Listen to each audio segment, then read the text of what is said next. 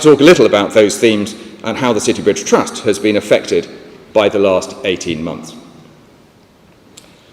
But first, we're delighted, or at least hopeful, that Danny Kruger is joining us today. Danny is rightly recognised as a passionate champion of civil society with first-hand experience of successfully founding and running charities and securing the funding to enable their success. And with his new brief of supporting the Levelling Up agenda, he understands the vital role that civil society and its funders needs to play in addressing the critical inequalities that prevail across the United Kingdom today, whether that's between regions or, as we know so well here in London, between different boroughs and wards and neighbourhoods. Here at the Corporation, we know that if we are to play an active role in promoting philanthropy with real impact to reduce inequality, we need to lead by example.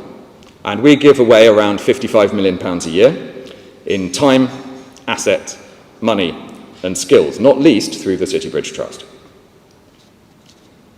Among other themes, today we will celebrate and encourage innovation, an area where the City Bridge Trust has shone. We adapted much of our funding practice during the pandemic, not only adjusting what we gave, but how we gave it, learning some very rich lessons in the process. Within days of the lockdown being announced, the City Bridge Trust co-founded the London Community Response, the LCR, with partners at London Funders, the GLA, Bloomberg and the National Lottery, among others. The idea was to pool funds and resources and create a single portal for applications in order radically to streamline fundraising efforts by charities who were facing critical challenges for their fundraising, even as demand for their services was dramatically increasing. Very quickly, the London Community Response had garnered contributions from 67 funders and within 12 months distributed over £57 million. Applicants to the fund were able to access all of these funders by making a single application, and funders pooled their grant makers to assess the applications together, streamlining due diligence and providing combined oversight about which organisations would benefit. For the City Bridge Trust, this rich experience of collaborative working within such a new and demanding context was not without its challenges, but the dividends were tremendous, and it's likely to change the way the Trust operates permanently. So, recognising that today's conference is all about embracing change and working differently and sharing learning, what did we learn? Well, the experience reinforced our appreciation of the power of cross-sector partnerships as we worked together with philanthropy networks, corporate and public sector funders. By working together, we were all able to share the risks of experimenting with new and more innovative ways of working, as well as providing cover for one another as we tested and learned. It also highlighted the critical importance of civil society infrastructure, or umbrella bodies such as Ilube, Inclusion London, LGBTQ Consortium, the Women's Resource Centre and London Plus. The City Bridge Trust has long prioritised funding for infrastructure organisations, and the pandemic illustrated their essential role in identifying and amplifying areas of critical vulnerability for their core communities to the government and other key agencies around issues such as domestic violence, food insecurity or vaccine hesitancy, as well as ensuring that key governmental messages, such as those relating to shielding, the vaccination programme and so on, reached those communities through highly trusted community partners. London Community Response funders purposefully took an equitable approach to our funding, getting closer to those in need, asking them to set the criteria when deciding whom and what to fund. As a result, we prioritised organisations led by minoritised groups, not just those that worked for them. And that's a huge shift, and one that's enriched our understanding of where the greatest needs are. Our equity partners also assessed our language and processes to ensure that they were as accessible as possible, and signposted us towards new organisations. And I'm proud to report that 61% of organisations we funded in the early days of COVID-19 were completely new to City Bridge Trust. And overall, £28 million of the LCR's funding was channelled to organisations led by people with lived experience and who had most felt the impact of COVID. Although frequently credited to others, it was, I think, Machiavelli who famously talked about never letting a good crisis go to waste. While recognising, of course, the profoundly negative economic and social consequences of COVID, It's undeniable that the upheaval has created significant impetus for change around how we give and volunteer and mobilise around social need. Certainly in our case, it's provided inspiration and urgency around adapting how we work to serve better those experiencing inequality and disadvantage across the capital. Today's conference will, I hope, provide further inspiration around the steps required to continue to harness innovation in this next phase, and I welcome today's themes of innovation, new models, and risk. I'd urge delegates to capitalise on that much-missed human connection, which is so palpable here today, and re-engage those networking muscles to create and consolidate relationships that will enable future collaboration. We can be so much more audacious when we collaborate effectively, and as is so very clear, today's challenges do require pronounced audacity. So with all this in mind, it now gives me great pleasure to hand over to James Goad, the Managing Director of Owen James, the event company. James is effectively the master of ceremonies of today's conference, and he's going to talk us through what will happen next. But for now, thank you very much.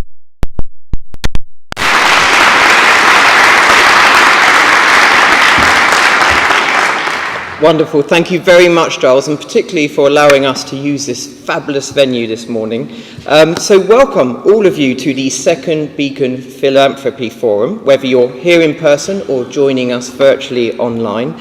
As Giles said, my name is James Goad from Owen James, and my job is simply to keep us on track and on time. So I haven't started very well, but I promise we will catch up.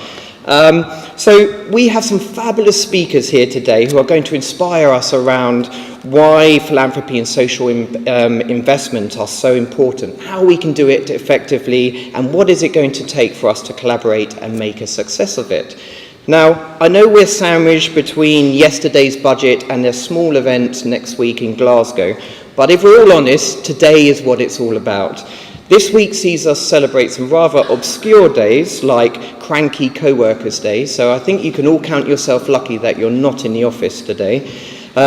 But it does also see us celebrate Conflict Resolution Day and Go That Extra Mile Day. And as Giles mentioned, today is all around collaborating and finding ways to drive change forward.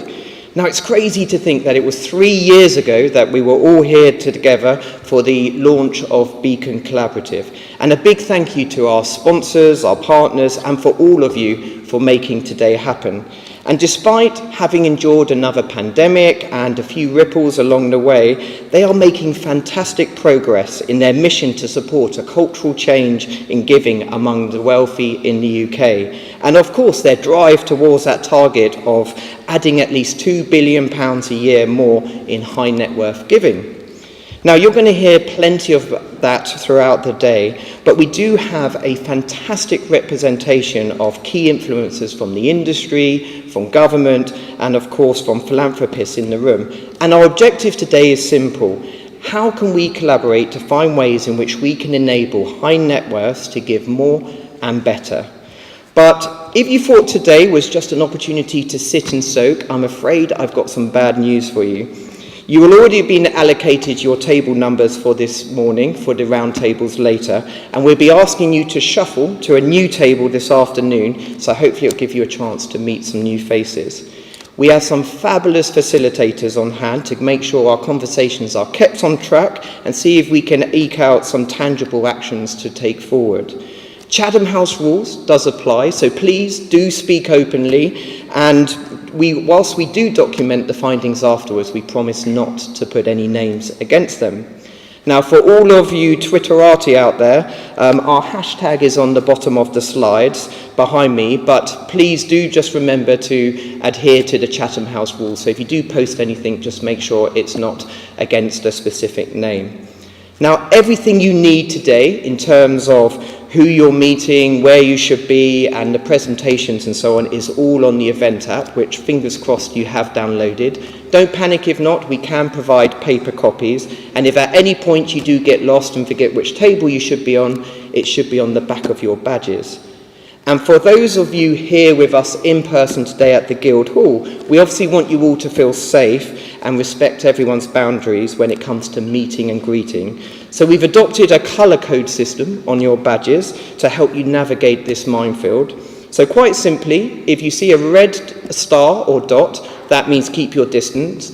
Yellow means you're game on for a fist pump or an elbow knock, and green, anything goes. However, I would suggest we keep it to handshakes at this stage. So they are the rules of engagement. All I ask is that we dream big, we obviously speak openly, and let's try and have lots of fun today. So we've got lots to get through, and I'm now going to pass you across to Daniel Kruger MBE, who is a British Conservative Party MP in Devizes in Wiltshire. Last year, he led the government-commissioned review of civil society and recently joined the Department of Levelling Up, Housing and Communities as Parliamentary Private Secretary. So today, Danny is tasked with showing us what role philanthropy can play in building back, levelling up, and building a stronger civil society. So please put your hands together for Danny Kruger.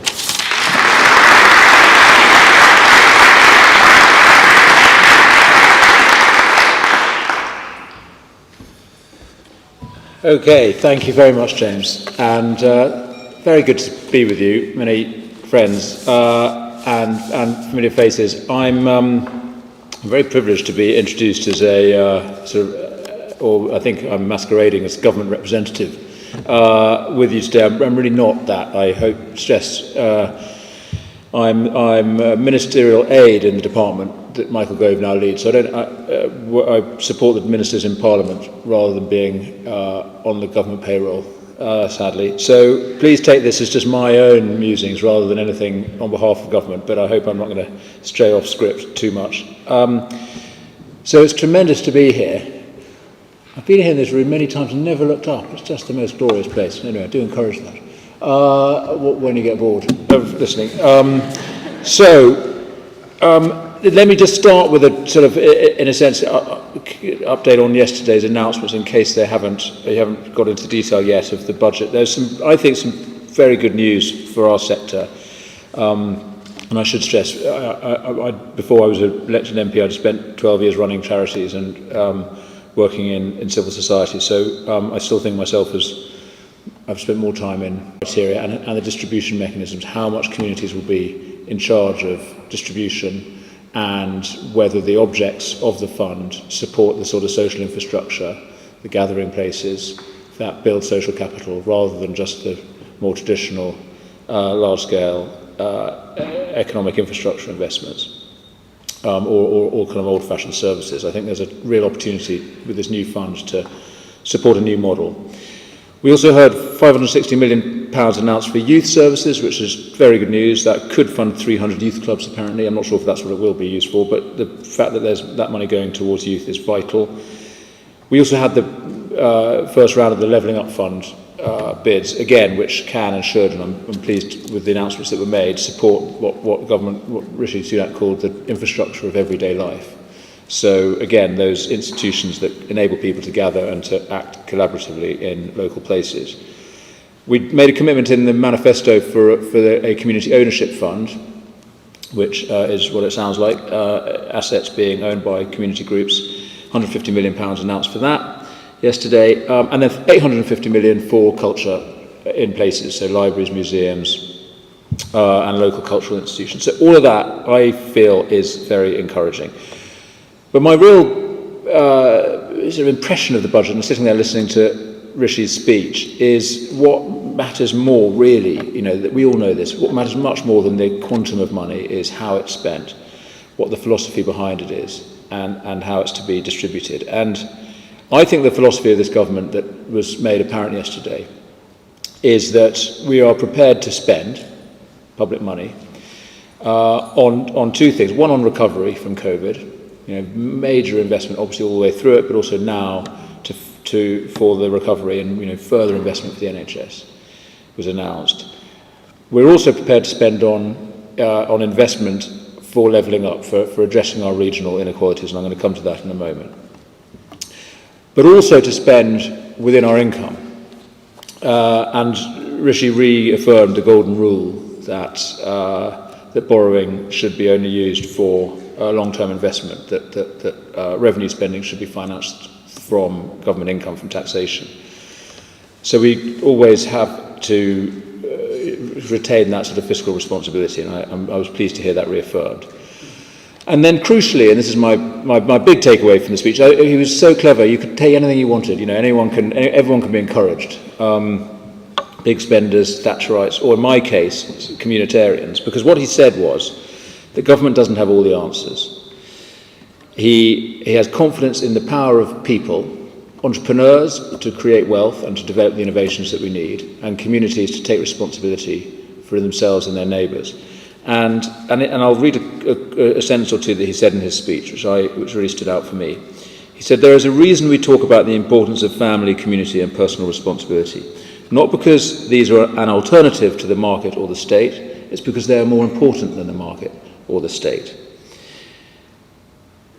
I just think there's quite a lot in there, and it's worth trying to think through the implications. But there's another line that I'm going to adopt for our sector, but he actually was talking about the union, and Scotland in particular.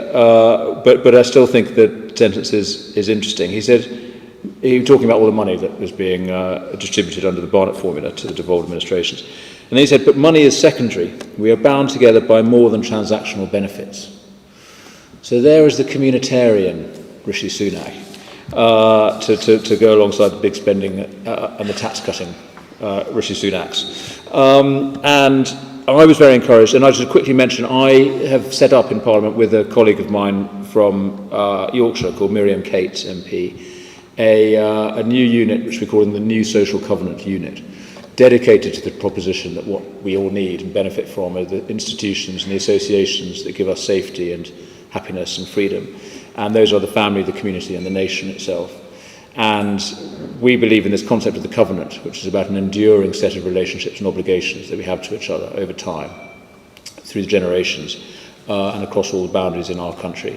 And I think personally that's what I want my party and government to be pushing for, strengthening these associations in our communities that develop us as human beings and address our social challenges, rather than thinking that government or the market is going to fix everything through some sort of abstract processes. It's about the organic obligations and relationships that we have with each other. And I think these sentences I've picked out of Rishi's speech, I hope, for me, well, they're very encouraging for me. So, government will spend as needed. We have a belief in enterprise and in the long-term fiscal responsibility and prosperity through enterprise. We recognise families and communities matter most, more than the market and the state. And for levelling up, which is the great domestic priority of the government and the department that I'm attached to, I am encouraged that there is a real recognition that it's not all about big infrastructure, big economic infrastructure investments. Vital as broadband and trains and trams and roads are. It's about places, and it's about people, and it's about social infrastructure. Now, all of this, of course, creates a tremendous environment and opportunity for philanthropy and for civil society generally. And I have a vision, an emerging vision that I think is becoming real, of philanthropy no longer having to plug the gap in services caused by underfunding, not working against government policy, for instance, to mitigate the effects caused by austerity. Yes, we still are, in a sense, catching up with funding cuts that were necessary over the last decade. But there is a journey that we're now on, and the philosophy, I think, is the right one. So let me talk briefly about what role I think philanthropy can and should play in levelling up in particular. The traditional role of philanthropy is vitally necessary, which is about innovation, about developing models of service, delivery that are new, that are not part of the mainstream yet, but that can become so. So taking the risk to develop innovations which can then get picked up by other providers, but crucially by the mainstream public sector.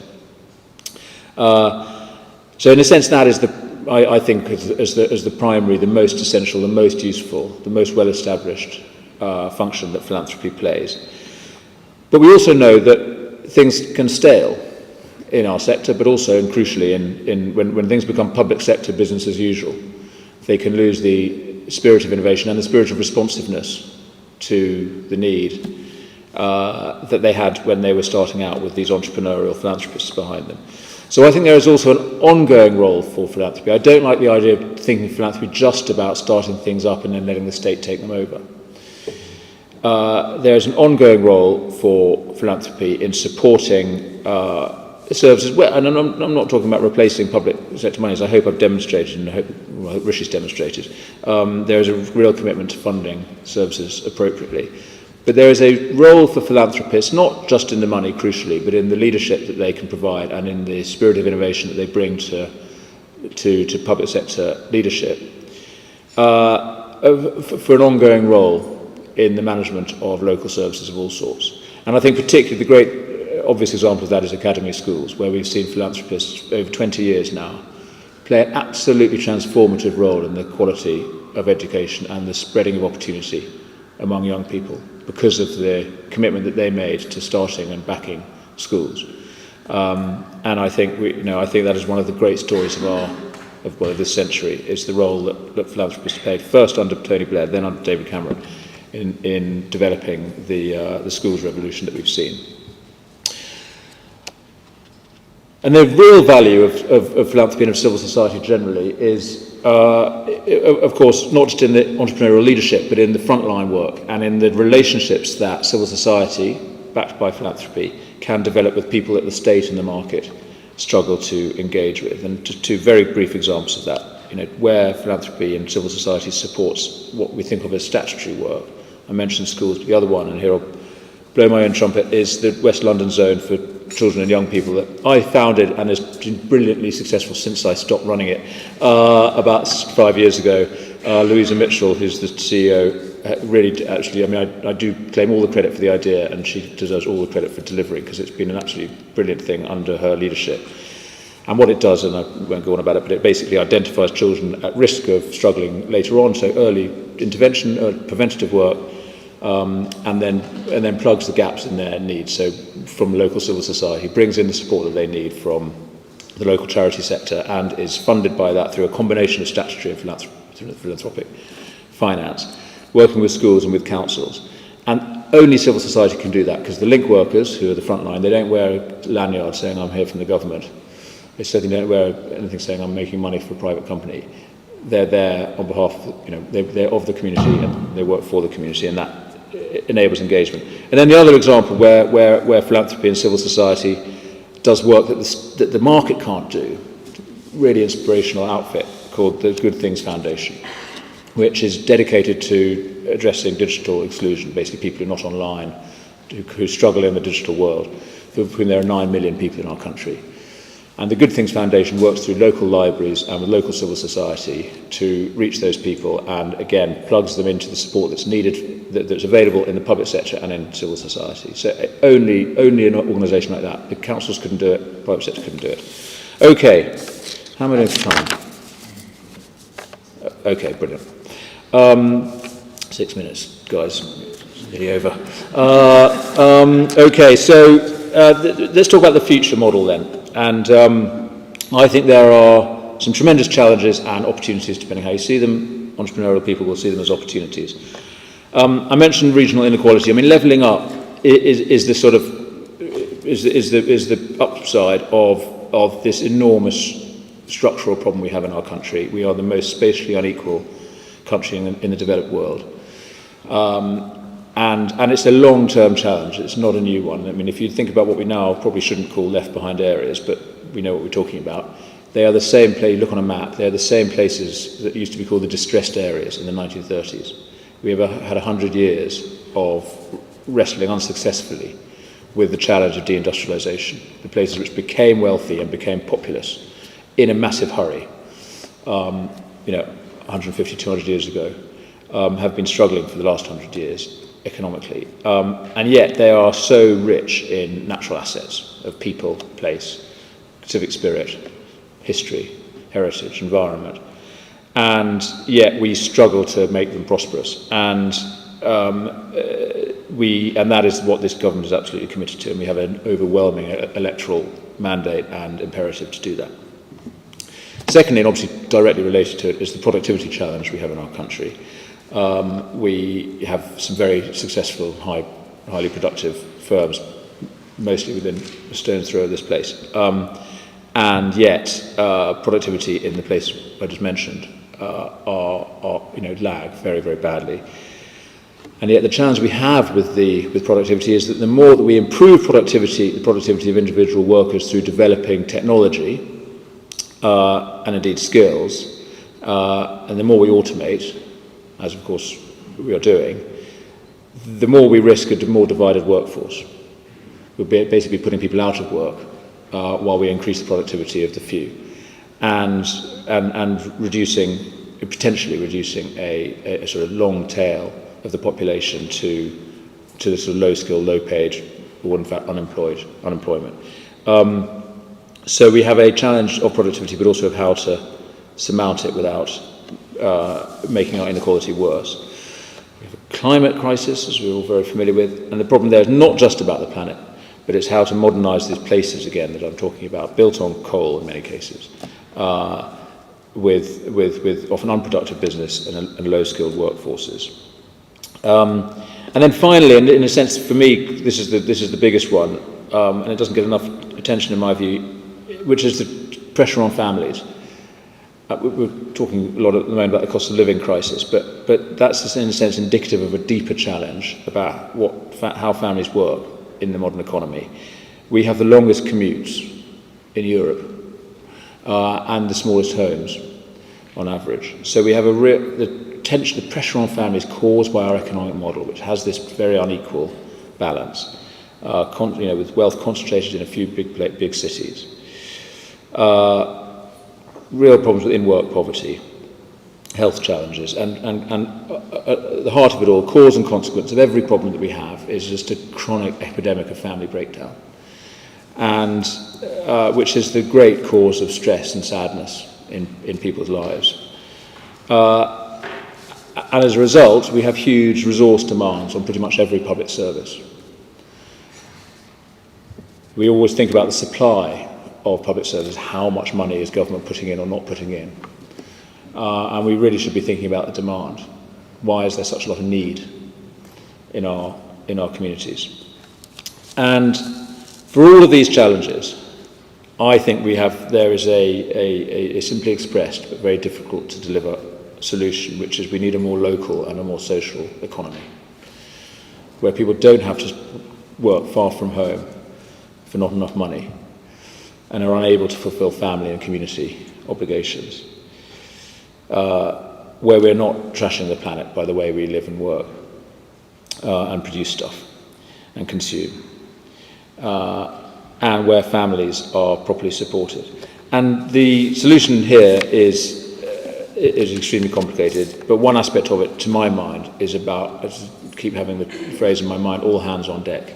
We just need to rise up as citizens in all the walks of life that we inhabit and play an active role in our communities. And that's why I was so encouraged by what Rishi said yesterday about life being about more than the market and the state. We're not just passive recipients of public services and reluctant taxpayers, nor are we purely economic agents, delivering a bottom line for some remote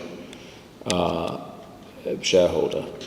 We are citizens with responsibilities to each other, and that's the kind of that's the society that I want to live in. I will end with the last couple of suggestions, if I may. And this isn't for me as a politician to sort of pronounce. These are, in a sense, what I think the opportunities, the priorities for civil society and for philanthropy are, and they reflect today's themes, I hope. The first is to adopt some big missions. It might just be one mission, but I think philanthropists could come together and say, we are going to take on this particular challenge, and it's not for me to say what that might be. Bill Gates came to Parliament last week and spoke to a group of us, and he talked about the role that philanthropy had played in the eradication of polio. I didn't know this, but there was something called the March of Dimes, which was in the US, this is, a fundraising drive to raise money to eradicate polio. It wasn't a government initiative, it was a private sector one.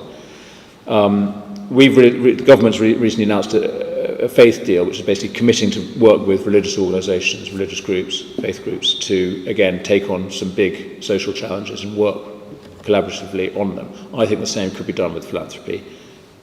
I think philanthropists should come to government with a set of offers and suggestions to work together. So that's it. First big mission. Secondly, de-risking the work of the state in the market. And I don't have time to go into this, but the opportunity to basically make life easier for commercial investment in left-behind areas, reducing the cost of capital, reducing the risk. I'm pleased we've extended social investment tax relief, which makes that work a little easier as well.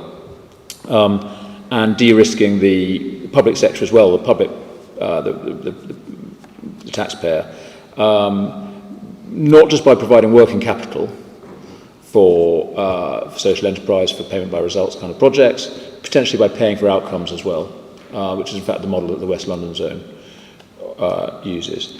And then thirdly and finally, a real focus on place. And I hardly need to say this. So many philanthropists are doing this brilliantly. Matthew Bocott from Beacon is the great pioneer of this concept of diaspora philanthropy. Rich people in London and California all mostly come from somewhere else, and they still call Grimsby or Stoke home, even if they don't live there anymore. And I think reinvesting in the place you come from and taking some real responsibility there. Again, I hope that government could help enable that.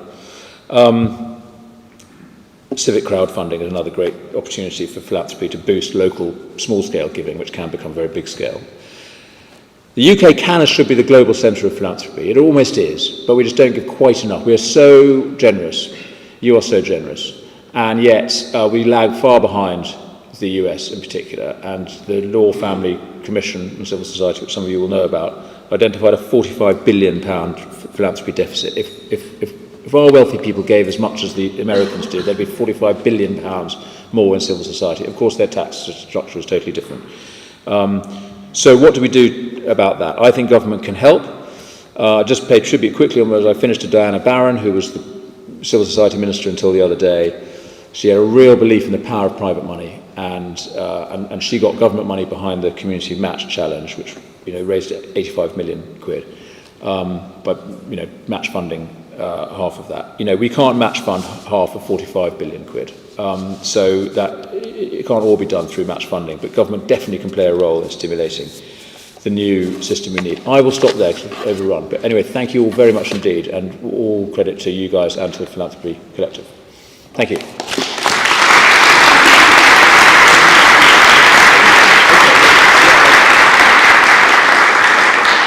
So we wanted to leave time for a couple of questions. Does anybody have a question for Danny they'd like to put forward?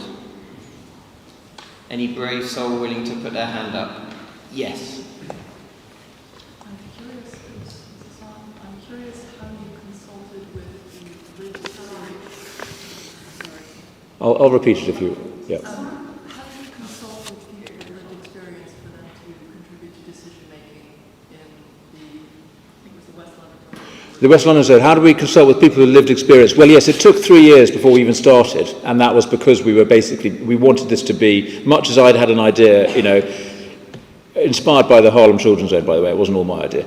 Much as I thought there was a model here that would work in West London, it only worked because we spent years slightly having meandering conversations with people locally, and we did not want to come in with private wealth in sort of like a spaceship and land on this community, which was so rich in civil society anyway, and loads of brilliant people doing great work. The difficulty was the connection and the connectivity between all that. So yes, none of this could, and I should have made more of this point, none of this agenda will work if it has any sense of being a top-down imposition, either by philanthropy or by government. It has to be bottom-up and owned by the people that are going to deliver and benefit from the services. So yes, thank you for identifying that priority. One final question.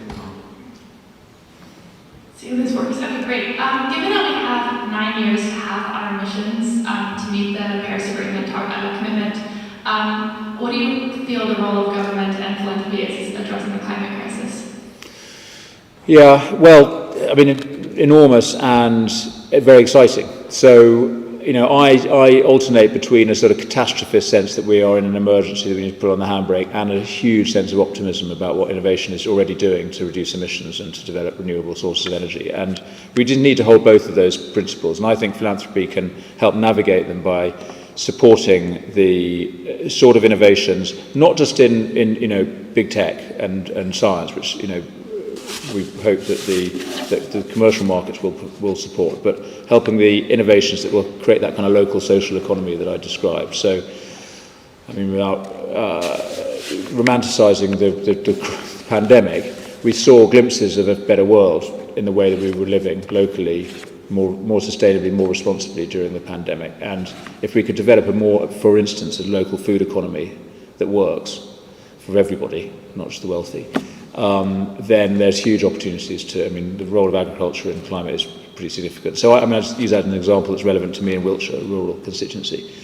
And I think the work of philanthropic-minded investors, landowners, businesses in developing that new model, I think is pretty exciting. What the role of government is, well, pretty significant, and I hope COP will show what governments can do together. Okay, my great pleasure.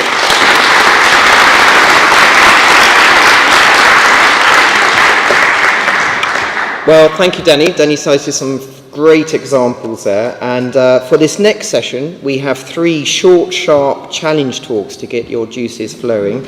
We're going to be super strict, and we're allowing them no longer than 8 minutes each, so we don't want to eat into their time.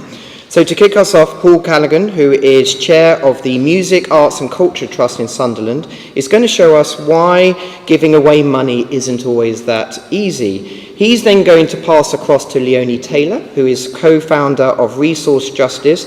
She's also co-founder of the Feminist Men Project and part of the facilitation team at Ilube. And she's going to tell us what it means to hold the contradictions of philanthropy. And last but not least, we have Ilube, CBE, who is founder of Crossword Cybersecurity. He's a NED at WPP, chair of the RFU, a technology entrepreneur and educational philanthropist. And he's going to show us how we can put the AI in aid. So to get us started, please put your hands together for Paul Callaghan.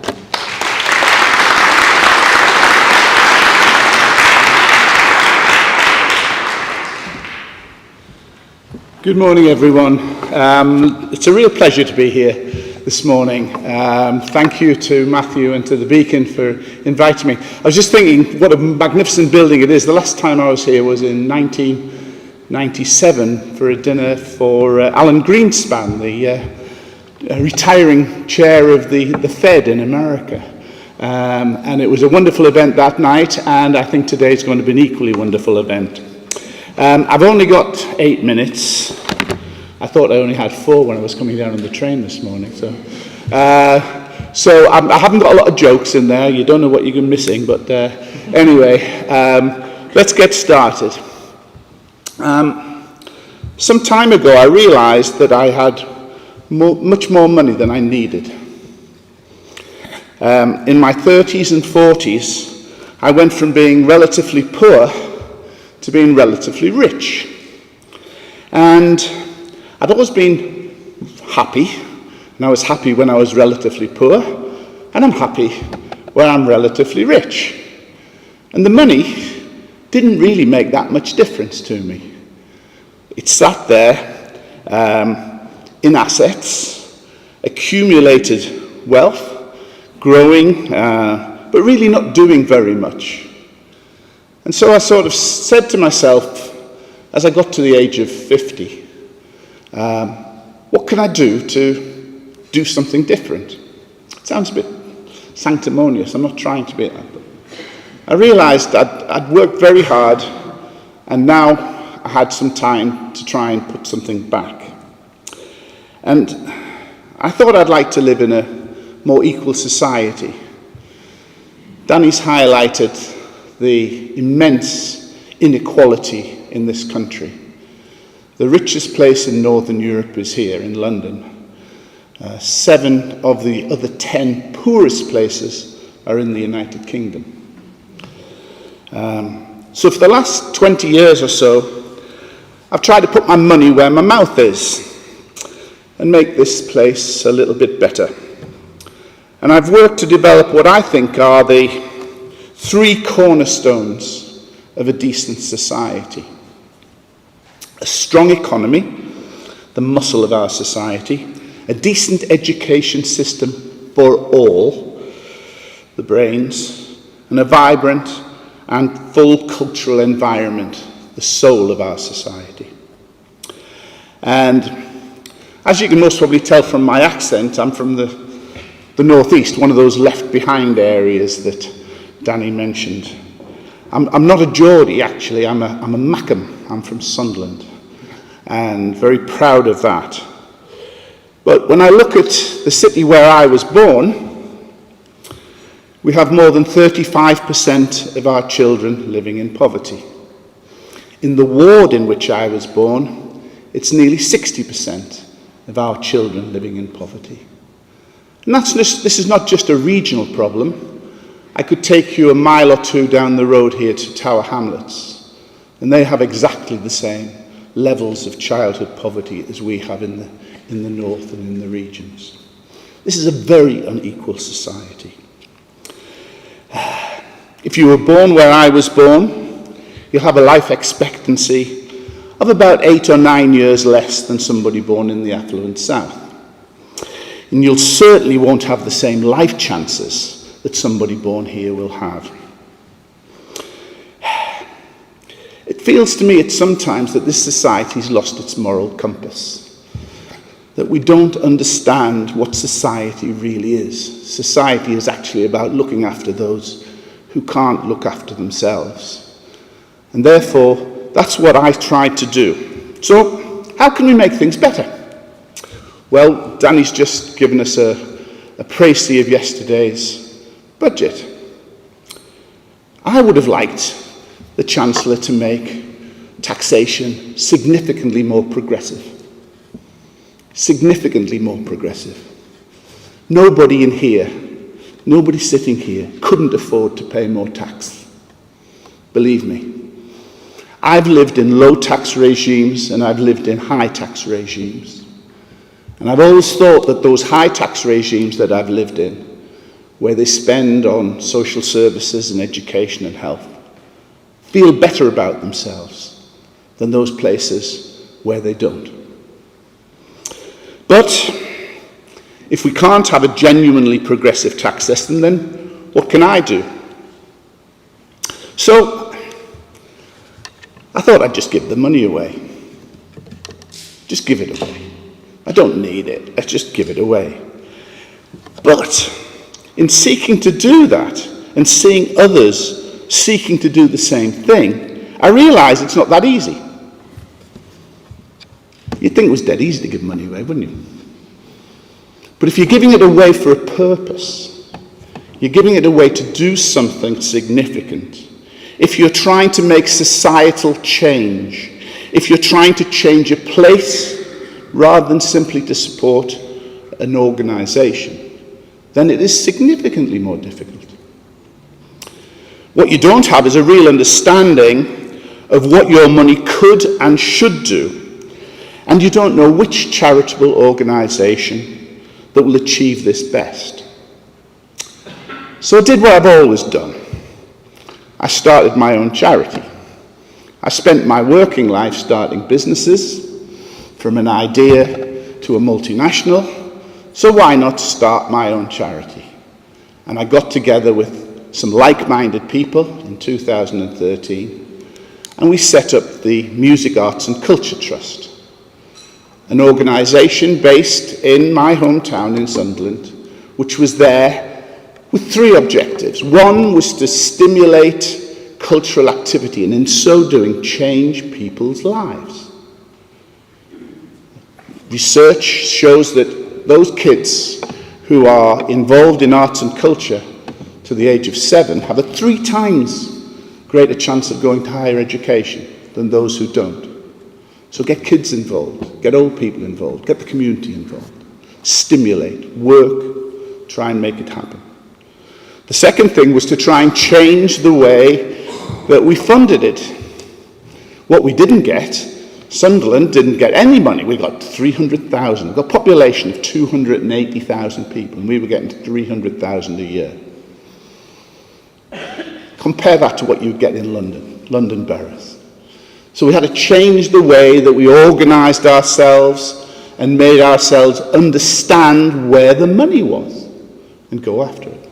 And thirdly, we would build things, Danny mentioned, community places where people would come together, where people would learn and share and be inspired to become artists and musicians and playwrights, or just decent people. They would get the empathy that a play would give them. They would change their lives because of the music that they heard. And so that's what we did. With the generous support of the Arts Council, Heritage Lottery, Trusts and Foundations, over the last 7 years, we've generated 25 million or so, some of it spent in the poorest communities, some of it spent on new buildings. And I think, we've changed many people's lives, and hopefully will continue to do so long after I'm gone. A couple of years ago, I got involved with a group called New Philanthropy for Arts and Culture, being put together by Vernon Ellis, and some really good-hearted people who saw the benefits that culture could bring to individuals, to groups, and to society as a whole. And from this group, I learned a lot about philanthropy. I learned a lot about why people give and how to get them to give. And as a result, we're now in the Northeast establishing a philanthropy brokerage for arts and culture. Two sides to this. One, the Music, Arts and Culture Trust will establish a philanthropist network. And we have an experienced networker and fundraiser who will seek out existing and potential philanthropists who are looking to help organisations in this sector and in our region. The government could really help us on this. Danny talked earlier about the government not being able to do everything. A matched pot of funding would generate significant extra funding from philanthropy, believe me. If they could do that, that would make such a difference. And on the other side, we have an organisation called Sunderland Culture. They work with the grassroots organisations, the people who really make a difference, who work on the housing estates, who work with the disadvantaged, the minority groups, the single mothers, the children who are the carers. And they're the people who know who makes the difference. But many of these organisations don't have the infrastructure and the background and the staffing to be able to go and reach out to philanthropists. They don't have that. These are good people who are trying to do good things. And so what we will do is we'll make the match. We'll nurture the relationship. We'll monitor the results. And in this way, we'll seek to encourage more philanthropy, new philanthropy, and make sure that those organisations who can do the most get the most support. We'll quite simply make it easier for people like me to give our money away. Thank you.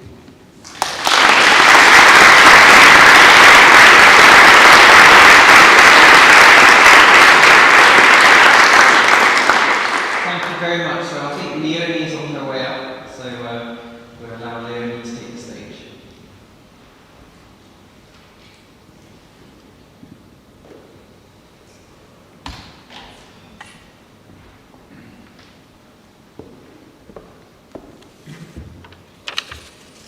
Good morning, everyone. So I just discovered the 8 minutes extension about 8 minutes ago. So I will do my best to ad-lib and expand on my speech today. So when I was about 10 years old, I came home from school one day very upset. I had learnt in my geography lesson that burning fossil fuels was causing climate change. And I knew that my dad worked in the oil industry. So I went and spoke to my dad. He reassured me that everything was fine. And so I didn't allow myself to feel much more about that. Then about 5 years ago, I was preparing a workshop that I was running on the connections between white supremacy and the climate crisis. And I realised I had this huge mental block about what was happening in the climate. Through university, I'd learnt eagerly about feminism, about racial justice, about LGBTQ rights, but I had consistently avoided fully engaging in what was happening with our planet. I just found it so hard to accept that all the privileges that I had been given stemmed from this incredibly profitable industry that was hurting our collective future so much. And also hard to accept that my dad, who I love very much, was part of that. So the title of my talk today is The Contradictions of Philanthropy. And when I speak of contradictions, one key contradiction that I have found myself working through is that this work is both so deeply personal and so deeply connected to the structures that we have around us at the same time. Which leads me on to the fact that, for me, finding out about reparations as a strategy of philanthropy was incredibly helpful and liberating. Reparations, repair, means acknowledging that there was harm created in accumulating vast sums of wealth. Ecological harm, harm and suffering through inhumane working conditions. Structural harm that has warped economies and exacerbated inequality worldwide, including in our country. So, for me, a reparations strategy in my own philanthropy is acknowledging that the wealth I've benefited so much from has derived from somewhere else. It has come with a cost. In my case, I believe my wealth belongs equally to the planet, and it is from that perspective that I want to share it. To direct as much money as I can towards climate justice, following the leadership of people of colour and people from the global south, people who have done the least to cause the crisis and who it is impacting the most. And on the point of race, I want to point out that these are leaders that we need to be hearing from in this room, and it's clear that I've just joined the Board of Trustees at Beacon. We still have a lot of work to do to diversify our members and our leadership. So I would love to talk to anyone in this room who wants to talk to me more about that in our times to discuss today. I obviously also need to acknowledge it's much easier for me to speak on these topics as an inheritor of wealth. I know that I have a different relationship to the money. Not being responsible for accumulating the wealth makes it easier in many ways to accept my responsibility, as I see it, as a global citizen, to redistribute it. But knowing this is the right thing to do feels like coming home to a truth that my body has known on some level since I was a child, right, despite blocking it out for so many years. So holding true to this principle of repair is a high standard that I'm still aspiring to meet. I still have a long way to go. And of course, I still experience the same fears of scarcity and the desire to cling onto my wealth and to grow it at all costs. But personally, once I've worked through some of the pain around acknowledging where I was, actually accepting this bigger responsibility, one of reparations, feels very exciting and freeing, and it has made giving away money feel a lot more joyful. So my invitation to all of you in this room is to consider, what could a reparations strategy look like for you, for your institution, for your organisation, no matter how big or small? And what blocks, if you are a philanthropist, what blocks, if any, are you currently holding on to that are preventing you from being more bold and more generous in your philanthropy? I want to end with a quote from Adrienne Marie Brown, who some of you may know, which feels ideal for the open and brave dialogue that I know this forum is really keen to cultivate. There is a conversation in the room that only these people at this moment can have. Find it. Thank you.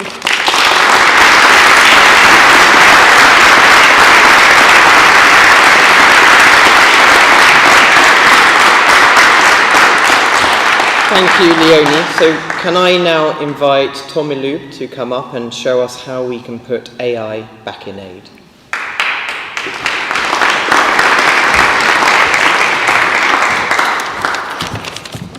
So for the rugby fans among you, you did hear, yes, I am the new chair of the RFU, and I'm pleased to report that under my leadership since August, England have not lost a single match.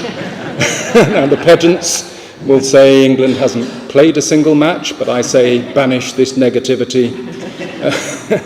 I'm here to set you a challenge, and let me start with a bold assertion. If you don't have AI in your philanthropy strategy, then you are wasting your money. That is my view.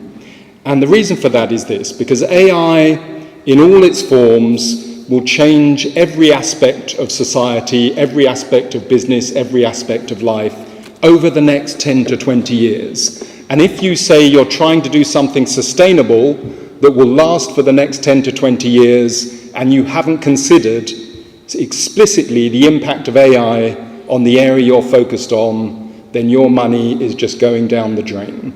Let me give you two examples of the impact. One, company in China, factory, the owner decided that he would replace 90% of his staff with AI-driven robots. He reduced his staff from 650 down to 60 people. The net result of that was that productivity went up by 250% and defects went down by 80%. When asked if he would go back to employing more staff, he said, of course not. In fact, he's going to try and get the staff down to just 20 staff to run that factory. Imagine the impact on parts of the world that have huge numbers of people and are talking about employment and all the rest of it, the impact that AI could have on those communities. Uber is investing hundreds of millions, estimated about $1 billion in driverless AI-driven vehicles. And the reason they're doing that is that 80% of the cost of running those sorts of cars is in the driver. You get rid of the drivers, you drop the price significantly, and that's what they'll be doing, and that's what others will be doing as well. So every aspect of what you are doing, every aspect of what you're involved in, will be fundamentally impacted by AI, whether it's medical, farming, education, learning, climate. Every single aspect will be transformed by AI. Where's the investment going? Where's the investment happening? All over the world. China has said it's going to become an AI superpower. It's talked in terms of investing $150 billion in AI over the next period in order to transform its economy. USA, $10 billion plus invested in AI through venture firms and so forth. UK, 8 billion, France, 1.2 billion, South Korea, 1 billion. Did you hear the announcement from Africa about a massive investment in AI to make sure their economies keep up with the rest of the world? No, you didn't, because there hasn't been one, there isn't one. What you'll see is that AI-driven economies will start to accelerate, and the gap that you've been spending all your money and time trying to close will start to widen again as AI-driven economies start to accelerate away from non-AI-driven economies. So the threat is that you put your money into things in order to make them sustainable. You think that your work is building a sustainable world. Think again. Any gains that you think you're making that don't consider the impact of AI will be swept away as that revolution happens. So what do? One, your philanthropic strategy, if you have a philanthropic strategy and it doesn't explicitly think about what the impact of AI is in the area that you operate, it's an incomplete strategy. You need to look at it again, and you need to think about, over the next 10 years, 20 years, what is my assumption about what AI is going to do in this area? Is it going to be low impact, medium impact, high impact? Two, If you're supporting anyone and you're asking them for their approach and you haven't asked them, how do you think AI is going to impact your sector, the work you're doing over the next 10 years, you need to ask that question. They need to be thinking about it, and you need to ask that question. What if we wanted to do something today, would we do? We would commission a report, a paper that looked at this question, that looked at the impact of AI in philanthropy and what philanthropists should be doing about it. We need a report that says, putting the AI into aid. Thank you.